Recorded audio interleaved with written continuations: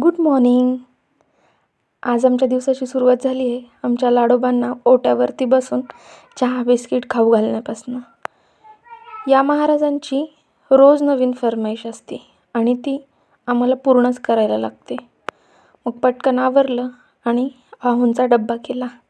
आज होती आमच्या अहोंच्या सगळ्यात आवडती भाजी, अंड्याची भुर्जी आणि पोळी. मस्त डब्बा गरम गरम भरला आणि टिफिन बॅगमध्ये टाकून त्यांच्याकडे दिला. बाहेर येऊन पाहिलं तर आमच्या छोट्याशा गार्डनमधली मस्त अशी हिरवीगार कोथिंबीर आली होती. काही दिवसांपूर्वी मी त्याच्यामध्ये धणे लावले होते आणि ते उगवलेसुद्धा होते. मला इतका आनंद झाला, म्हणून किती आनंद होतो ना आपण काहीतरी लावलं आहे आणि काहीतरी उगवलं आहे म्हणून.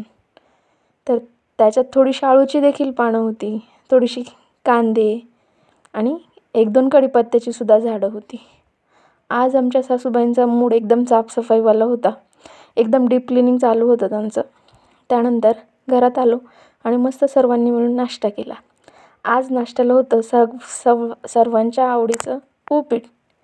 त्यानंतर पृथ्वीने हे नाश्ता केला. नाश्ता करत करत तो मस्त टी व्ही पाहत होता आणि त्याच्या आजीलाही काहीतरी कार्टूनमधलं समजावून सांगत होता की हे असं तसं.